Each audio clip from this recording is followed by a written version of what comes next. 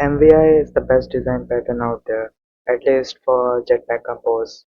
It allows you to separate everything in your app from each other. Like you can separate the UI from all of your business logic, and then you can test the UI separately and your business logic separately. I use MVI in all of my apps, and this is a simple showcase on how an MVI structure looks like. First of all, what is MVI? MVI is Model View Intent, and this concept uh, basically exists in the Android development space.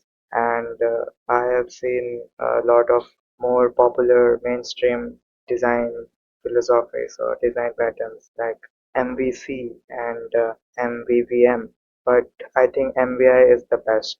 And by the end of this gap session, I think you will also think that MVI is the best. I hope. So I'm using MVI on my app. This is my simple to-do list and habit tracker, Gret, and it's on Play Store, it's on Android. You can try it out for yourself. So this is my main activity in Android. The main activity is the class which is responsible for starting your app, and it has a lot of methods like on create, on pause, on stop, on resume. So those methods basically dictate what your app should do when when it's launched from the user's launcher. And you can see as my app is launched, it installs a splash screen, creates a notification channel, enables edge-to-edge API. It basically means that my app will draw content behind all those camera cutouts and navigation bars. And this is the function that is used to set set the UI content for Jetpack Compose apps. So here I'm collecting my settings state from settings view model with the life cycle. Things like life cycle are like very specific Android concepts, so I'm not going into details with them. And here here I am just basically checking if the user has enabled biometric lock or not.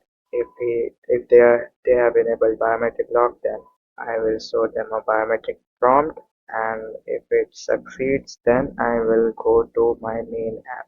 This is my main app function. So in Jetpack Compose, all of your UI is written in this sort of composable functions. Like these are functions that can return nothing, and they are annotated with this composable annotation. These functions are responsible for rendering the UI. So here in my main app composable function which renders the UI, I am passing my settings view model. And in Android, view model is the concept that it's an Android specific concept.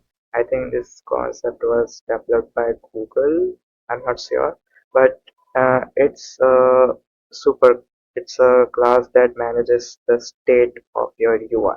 This class is extending this view model class, and every class that extends this view model class survives state changes like when you rotate your phone, or when you change the theme of your phone, or when you change the text localization of your phone, then everything in your app basically re-renders in Android.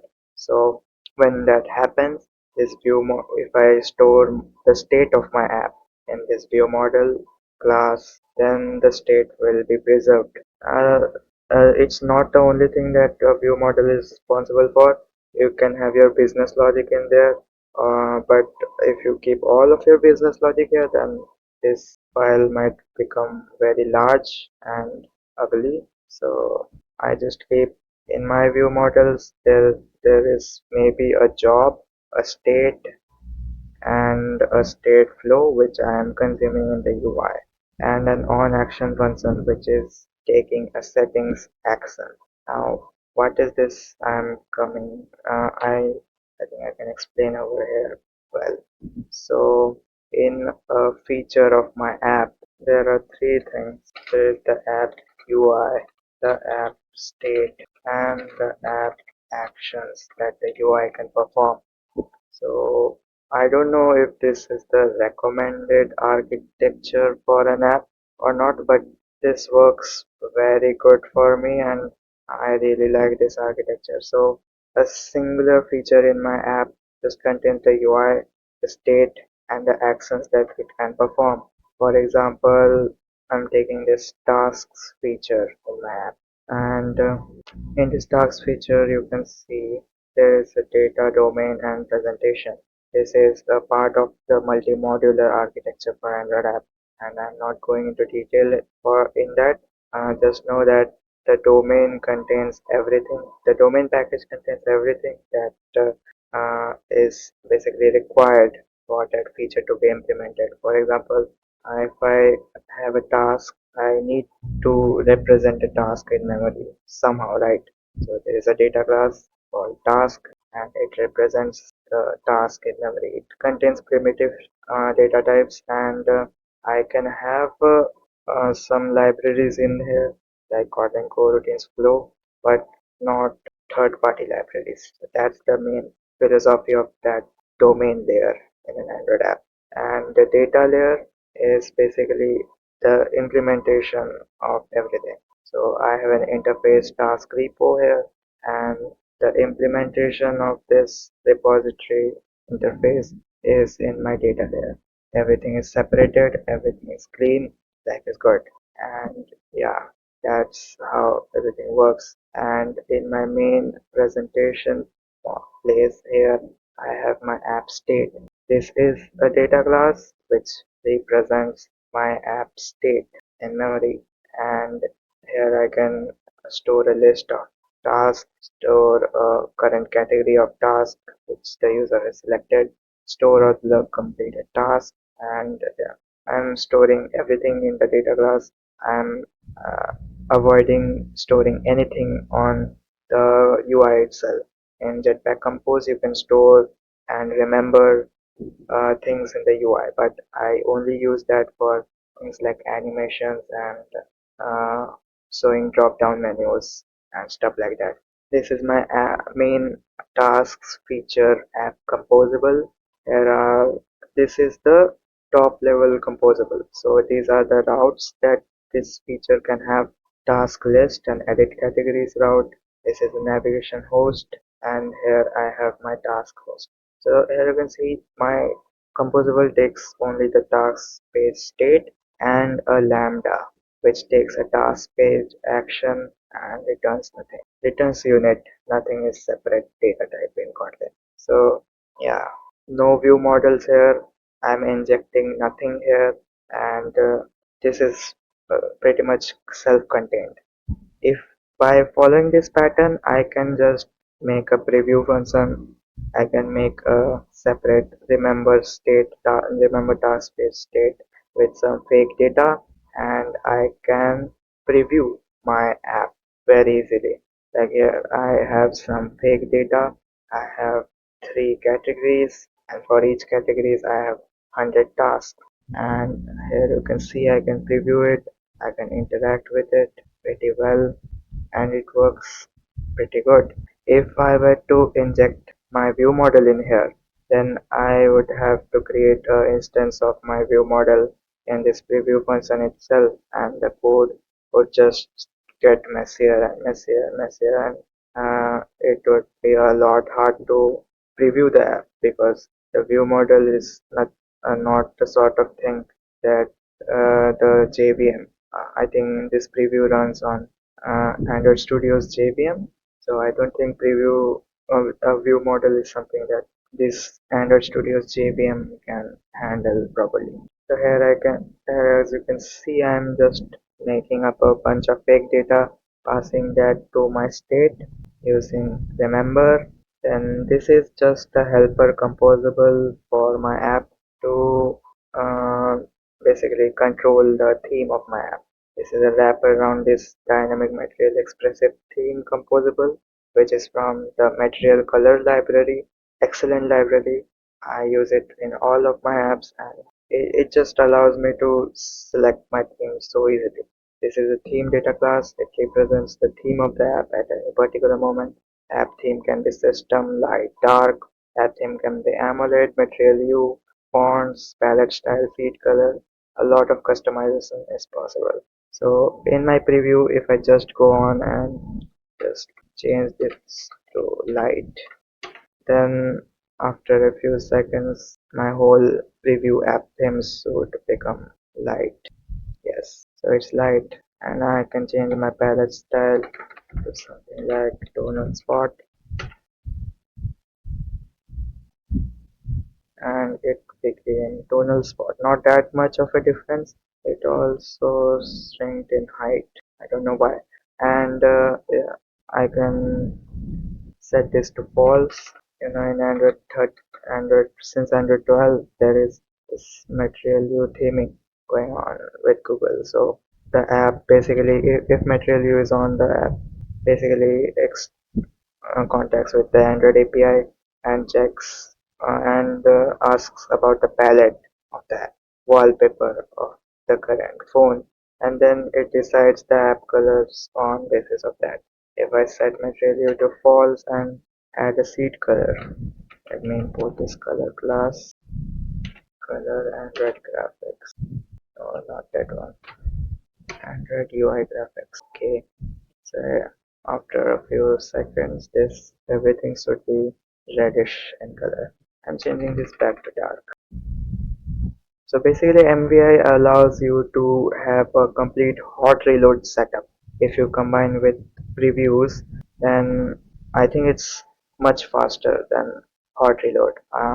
So that JetBrains official hot reload project, that is great. All that is wonderful. I can use that in Compose multi-platform projects, but for Android only projects, I think this is the best option. And I think hot reload is not available on Android only projects. So yeah, preview plus MVI, it's easy, man. It's so simple to set everything up. And then I have the scaffold, then a box, then my tasks composable. Here I can also navigate to a different screen, and this is my edit category screen. Here I can navigate to edit categories. I can navigate back. I can scroll. This is great. Just I here I have added a change category action to my on action lambda. So that's why the change category function is working. If I go ahead and implement all of these interfaces in this lambda, then everything should work. Everything with this fake state, mutating the fake state, and it will become a full functional demo of my app. So that possibility is there. This is representing like a singular feature in my app.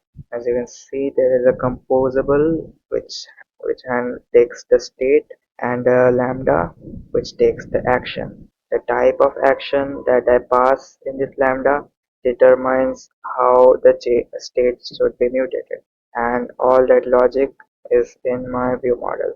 This is my task view model.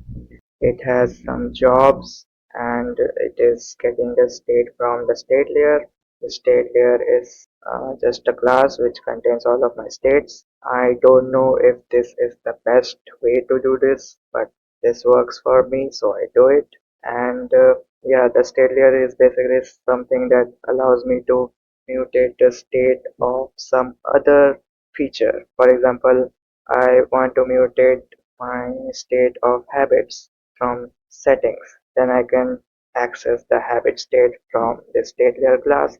Then I can mutate it.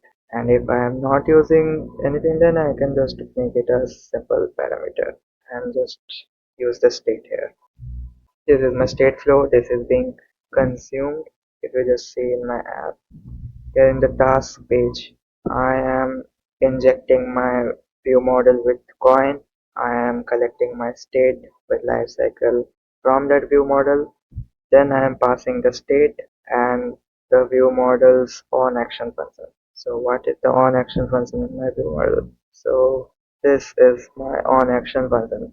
it takes a task page action interface, and depending on the on what type of interface it is, it will do a task. For example, if it's an upsert task action, then I will upsert a task which is a function in the view model I have, which is repo.upsert a task. So repo is my repository implementation. Yeah, if I want to delete task, then I will call the delete task. If I want to change category, I can mutate the state using state.update. Then if I want to add a category, it's pretty simple. Everything is unaware of each other, yet everything is working. So that's the best thing I like about MVI. I can just have my feature here. It has the app UI, app state, and apps action. I can have my view model here. It just say VM, and I can have my actions. So this is a better representation of how MVI works. My view model or preview.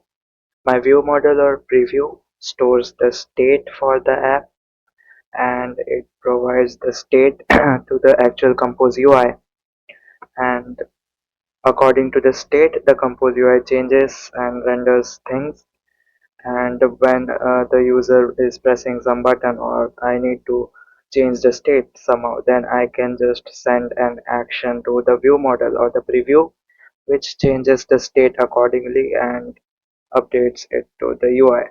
So this kind of one directional cycle is really great in applications, and it just helps to keep things separate from each other.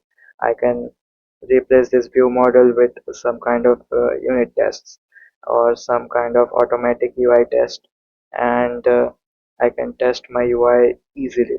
I don't need to uh, create factories for view model, create complicated code like that.